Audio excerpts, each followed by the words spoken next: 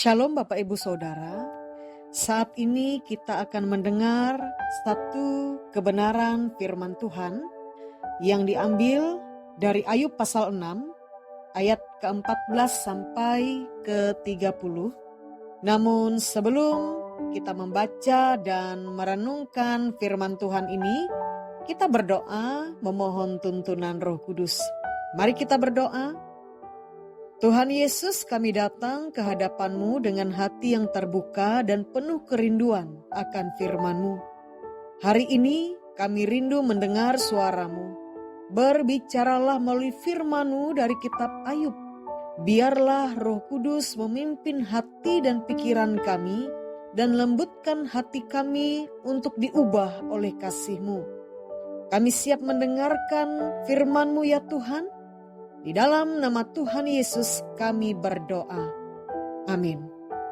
Ayub pasal 6 ayat 14 sampai 30. Kami memberikan judul dalam perenungan ini, ketika sahabat mengecewakan, haruskah kita menutup hati?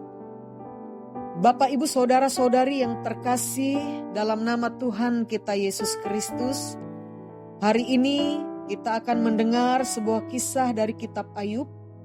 Seorang tokoh yang mengalami penderitaan luar biasa. Kita akan fokus pada Ayub pasal 6 ayat 14 sampai 30. Di mana Ayub menyuarakan isi hatinya kepada sahabat-sahabatnya.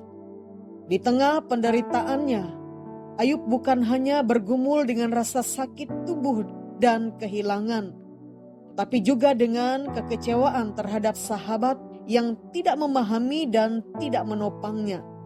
Mungkin kita pun pernah ada di posisi yang sama, dikecewakan oleh orang yang kita percaya.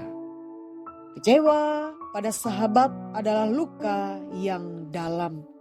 Ayub berkata dalam Ayub pasal 6 ayat 14, siapa yang menahan kasih sayang terhadap sesamanya melalaikan takut akan Yang Maha Kuasa.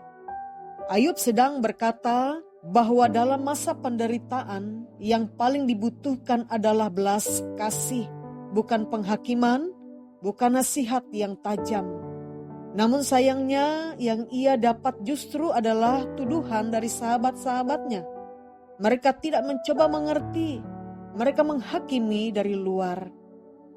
Bapak Ibu Saudara, bukankah seringkali kita pun mengalami hal yang sama?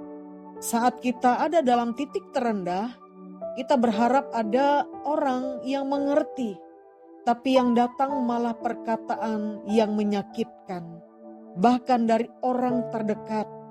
Luka dari sahabat bisa lebih dalam daripada luka dari musuh. Jangan membalas kekecewaan dengan menutup hati.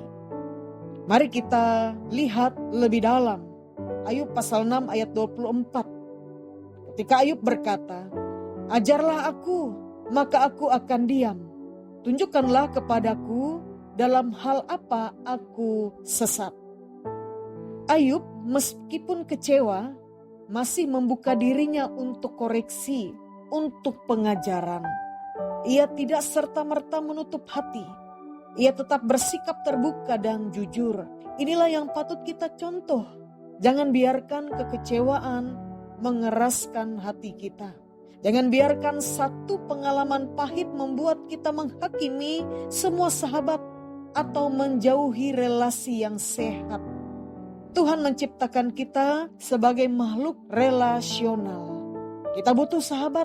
Bahkan Yesus saat menjalani pelayanan di bumi, memilih untuk hidup dalam komunitas, memiliki murid-murid dan membangun persahabatan yang dalam. Belajar memaafkan dan memilih untuk percaya lagi. Ayub tidak sempurna, sahabat-sahabatnya juga tidak sempurna. Namun kita melihat bahwa Tuhan tidak meninggalkan Ayub dan pada akhirnya hubungan Ayub dengan sahabat-sahabatnya dipulihkan.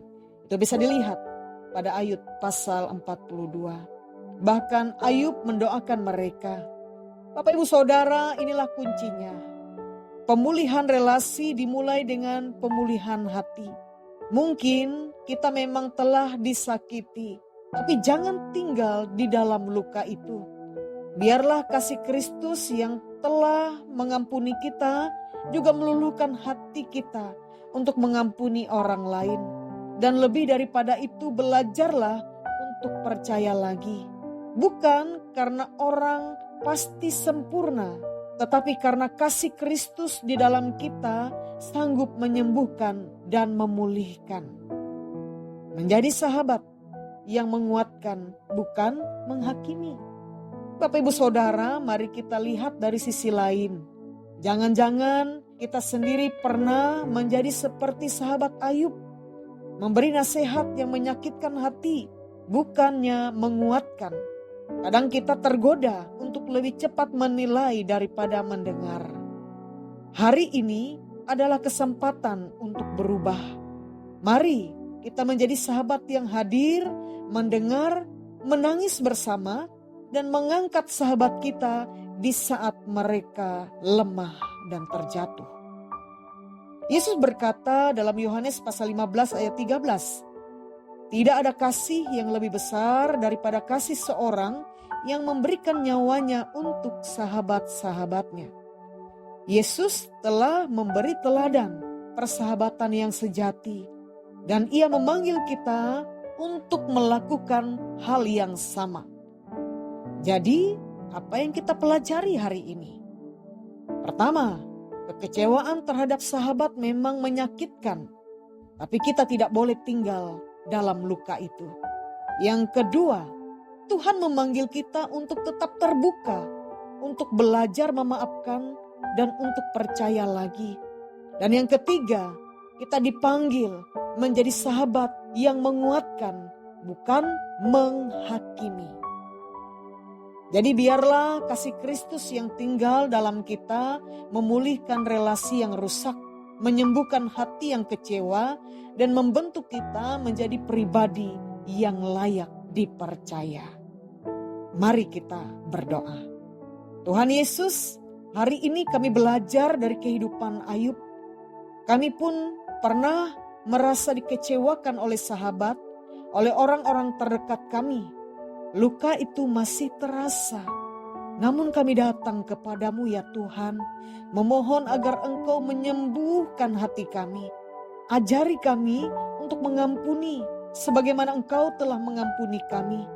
Pulihkanlah relasi-relasi kami yang telah rusak karena kekecewaan dan salah pengertian. Bentuklah kami menjadi pribadi yang bisa dipercaya, sahabat yang menguatkan, bukan menghakimi. Dan bila kami masih ragu untuk percaya lagi, berilah kami keberanian dan kebijaksanaan dari-Mu. Tuhan, Engkaulah sahabat sejati kami. Terima kasih karena Engkau tidak pernah mengecewakan kami. Dalam nama Tuhan Yesus kami berdoa. Amin.